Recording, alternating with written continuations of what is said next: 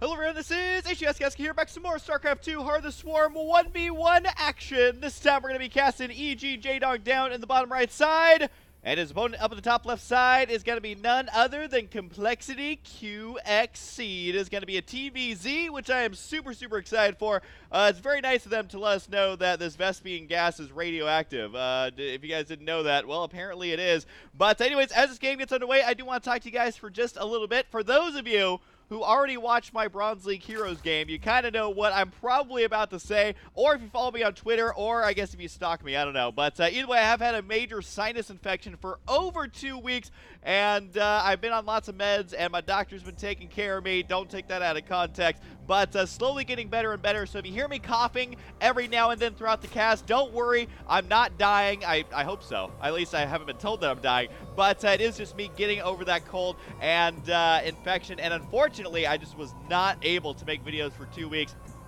It was actually so bad that I couldn't talk at all for several days, and also, if you watched the Bronze League Heroes game, you know I was coughing so much that I actually tore a rib muscle.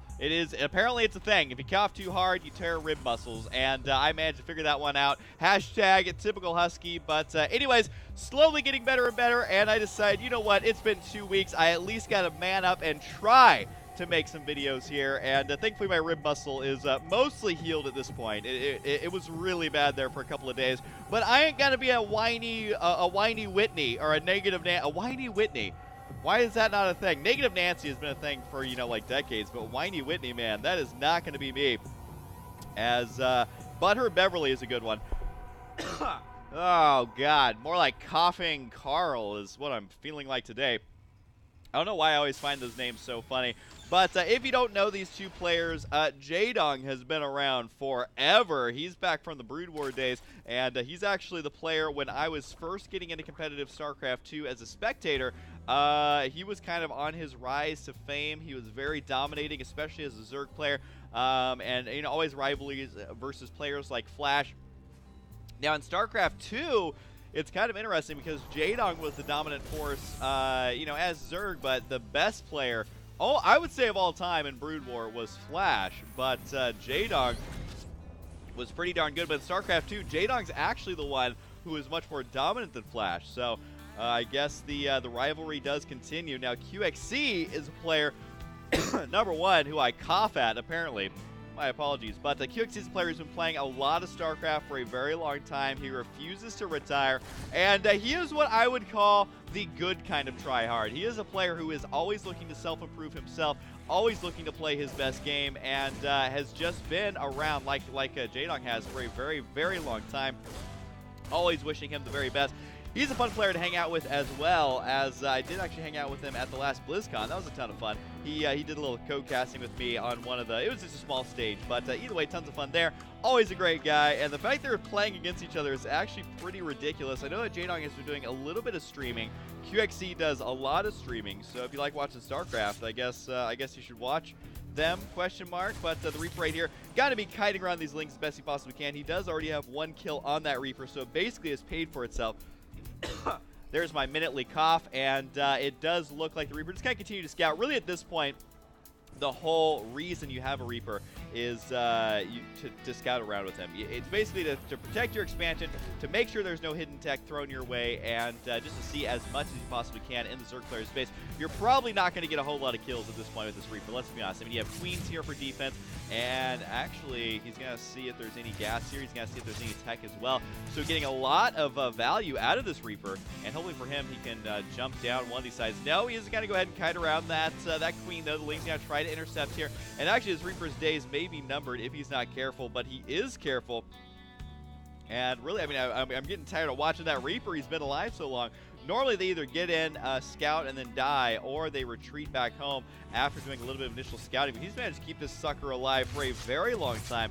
Of course, Reapers do regenerate HP out of combat, so that's why he looks topped off time and time again after scouting around. It does look like early aggression here, though, as we do have the double Hellion and Reaper. Now, he has placed these directly under the Overlord. So I'm wondering if he's trying to actually scare Jaedong here. He's kind of like flaunting his units out here a little bit, because obviously he's not trying to hide them because they are directly under the Overlords. He may just go here with 4 Reapers though, and our 4 Hellions and the Reaper. Looks like the Queen's here. I mean, this is enough to kill these off in a one-on-one fight, but it's not necessarily enough to prevent them from running inside the main base or applying pressure to this base. Which actually, the amount of damage he's doing here with these units is quite substantial, because later, if QXC decides to push out with an army, he will be much easier, or have much easier of a time actually killing off that 3rd base, because it will be substantially damaged. More Hellions going to move here. It's very interesting to see him actually try and go for the building. Not sure that he's going to kill it off or not, as he does have Lings and the creatures moving out, but this is a lot of damage starting to add up. The Queens have finally managed to trap these units here, but is there actually enough Queens here to kill these off? I'm honestly not sure. Should be enough energy for Transfuse coming up, but that Queen is dangerously low. It may not be in time for that free universal healthcare that Queens kind of doll out once you start getting that 50 energy anyways, so go ahead and do that. But for now, it does look like the Hellions managed to slip into the expansion. I think Jaedong severely underestimating how effective these Hellions can actually be. QXC definitely showing the Tyrant can bleed, as these have definitely paid for themselves at this point. 1,000 resources lost by Jaedong, and QXC, even if he loses these Hellions right now without killing a single other unit, they have already paid for themselves several times over. And even if the resources lost isn't that substantial, what is the amount of workers he's lost. 14 workers, because you gotta remember that for Jaedong, sure, he lost 1,400 resources, but he also lost all that potential mining time, which is kind of, well, suffered in the expansion, considering there's not a single drone mining down there right now. Now, thankfully for Jaedong, he does have his 3rd base up and running. QXC, on the other hand, currently sitting at 2, but guess what? About to land that 3rd base, so that's going to be a really good spot for him. Because remember, in TvZ, it is all about getting up 3 bases and continuing the pressure versus the Zerg, who hopefully you have crippled in some way throughout the game. And obviously, he has crippled him. He like took both legs from out under Jaedong, so now Jaedong's rolling around in a wheelchair. And you know, that's great and all. That's fine. But if it's a foot race, it can be a little bit difficult, as Jaedong right now has got to figure out how to get back on his feet, get his sea legs, and start hitting the ground running. Out of this analogy went south a long time ago. But either way, you do have Spinecrawler. He's going to be on the way for Jaedong. He's got to be able to hold off these Hellions. He's got to figure out how to deal with the fact that they're so fast, and he doesn't have that much to prevent them from running inside his main base like this. Now, Blue Flame just moments away from being done. There it is right there at the absolute perfect time. And that means that Jaedong realizes Ling's probably not going to be that effective anymore, as they do take additional damage. He does manage to kill off 1 or 2 of the Hellions. The Queen there trying to intercept, but Jaedong never able to delay the harassment right now. Leaving the drones on the line might have been a better option here, but there's just no units for Jaedong. All he's able to make here is lots and lots of Lings, because he keeps losing his economy, and he has to try and use these Lings very cost effectively, because Lings are one of those units where it's kind of like Banelings, where they can either be super cost effective by catching units out of position, or absolutely worthless if they get kited or if they get shot at by the correct angle with the Blue Flame. No upgrades are done yet for QXC. He does have the 1-1 on the way, as well as the Thor, so he is actually sticking to this mech style. He's got to try and mech it work. Look, guys, just because I was sick doesn't mean my puns got any better. But the Hellions right now are going to try to just continue having that map control, and in all honesty, they are doing just that. Jaedong has got to figure out, how do I recover from the substantial losses that I've suffered earlier in the game? So far, the answer is, well, I can't. And it does look like actually those creep tumors all get taken out there. A nice angle there for the Hellions to go ahead and take out. It does look like the Spinecrawler is here, protecting this location relatively well. The Hellions will eventually go down, and the Spinecrawler is actually trapping with the assistance of eggs, apparently, able to trap those. Here comes a big counterattack right now.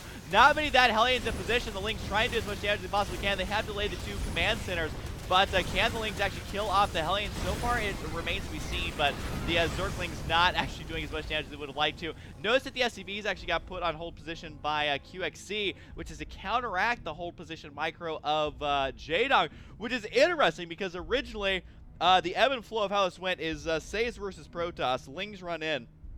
The initial response is just send in a Zealot. Now, when the Lings see the Zealot, they aggro onto it, but if you put the Lings in hold position, it kills the probes. They're moving back and forth. So now, QXC is taking it a step further and actually told his own workers to stop moving, so that they aren't moving over those attackers that have been told to be put on hold position. Just showing you the importance of basically creative micro like that. It saved a lot of those SCVs. Does look at the Hellions right now, once again trying to harass, but I don't think they're going to have as much success as ones in the past. Well, we'll have to wait and see. There's still only 2 Spinecrawlers back here and the 1 Queen. Second Queen from the back going to be joining it as well. Since the drones got to be careful, they're clumping up a little bit too much. Ah! It looks like about half of them going down.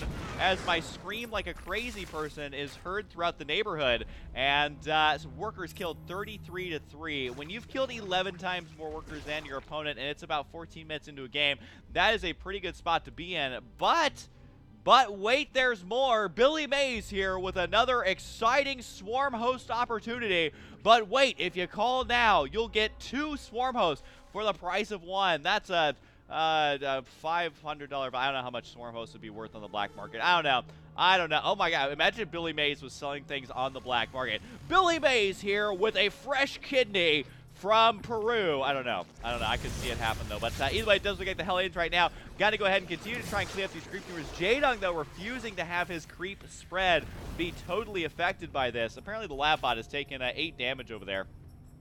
Not quite sure by what. But either way, Swarm Hosts have revealed themselves. Now, this is kind of unfortunate for Jaedong because Swarm Hosts are exceptionally good versus mech. I think that that's something that most anyone can agree with. But what the problem is he doesn't have that critical mass yet. He's only got very few of them, and this could allow QXC to switch to get Banshees, more siege tanks. Really, there's lots of ways to deal with the Swarm Hosts. You want to hide them as long as you possibly can. But unfortunately for JD, unable to do so. All right, we're back. We're back as the Queen right there is going to go ahead and inject larva onto that 4th hatchery, which may not be exciting for you, but it is exciting for Jaedong, as he has been way behind in almost every single way. And right now, Go is here. It's got to go ahead and move out, as it looks just like Chris Metzen, acts like him too. Come on, we know Chris Metzen's super metal. But either way, it looks like the Locusts here actually able to take out one of the Thors. Down it goes, and that is going to be huge because, again, Locusts are basically a free unit. Obviously, you know, Swarm Hosts aren't free, but if you're able to get lots of volleys into that army, that's where you start to get that value. That's where you start to be able to get back in the game. I think QXC knows it, and is he actually going to stick with pure mech? That is what I'm wondering at this stage of the game, is do you switch from mech, or do you try and mech it work? We'll have to wait and find out. Looks like the Hellions not able to mech anything work. I'm sorry, that pun is just too funny to me, as they basically just get obliterated there by the, well, Roaches. Roaches are going to be doing pretty good versus that. I guess say Zerg do have a lot of answers versus mech, which is one of the reasons you don't see a lot of mech. Oh, Jaedong with the miss micro is going to lose those Roaches. Now, the Roaches aren't that necessary. Shuri is going to have to replace them. But losing a couple roaches there is not the worst thing that could ever happen. What is, though, is losing all these drones. He cannot afford to lose any more drones. The Hellions continuing all the way into the main base. And these poor drones left completely defenseless. They're going to have to put their Nikes on and try and run out of there, which I gotta say Jaedong did do a relatively good job of softening the blow, but it was a blow nonetheless. Overall resource loss is about the same. Workers loss, though, is 43-3, as Jaedong unable to kill any more workers in, like, what, the last 10 minutes, I feel like? He hasn't been able to slow down the macro of QXC. Like I was saying, Banshees are going to be a great choice here because there's really no air here for Jaedong. I think what the natural transition is mass Viking with several Banshees, and eventually transitioning into even battle cruisers would be not that bad of a choice. And then keeping a few mech units alive to go ahead and protect those. We do have a Spire now on the way for Jaedong. I'm not letting Coffin get me down, as it does look like right now, though, these units caught completely out of position. They're going to get completely destroyed by these Roaches. The Hellions not really going to be able to help out in this situation, and it does look here like the Roaches is going to be able to do a lot, as the Roaches continuing to march forward. All of a sudden, QXC not having a whole lot left. He does have the Banshees back at home, but is it actually enough to hold off versus these Roaches? And if you guys heard that phone call, I don't know. But we're not stopping. We are not stopping. We did this QXC versus Jaedong. There's no time for phone calls, as the Roaches over here actually for Jaedong actually able to slip inside of QXC. Okay, then maybe I could reword that a little bit better. But either way, gotta be doing lots of damage here with these Roaches. Finally getting some worker kills of his own. Roaches do kill workers extremely slowly, though, just because of how they work. They're very slow attacking yet. That workers killed, though, is almost going to be even right now. QXC's got to find a way to stabilize from this. The Banshee and Siege Tank combo is finally enough to clean that one up. Can it clean up this other base, though? It does look like the Orbital Command could go down. The Roaches, do they decide to try and finish it off? Looks like so far the answer is no, as I think that Orbital can be saved as long as the QXC is paying attention. But wait, there's more, as the attack over here refusing to relent and or refusing to give up, as it does look like the Orbital might actually burn down. QXC taking his first fatal shots there. but are they actually going to be enough to kill him off? It does look like the Roaches are going to slip up there. A Planetary should be able to hold its own versus this many Roaches, at least for now. The Locust, though, may be making a difference here. That is way too many SCVs. These Roaches are not going to be able to kill that off at all. Jaedong's trying to make it work, but unfortunately, that's not going to work at all. Hellions over here are going to be able to delay this expansion. Not sure if they're going to be able to kill off that hatchery itself or just prevent these drones from transferring. Either way, it is going to be worth it because QXC's got to dust himself off and get back in this.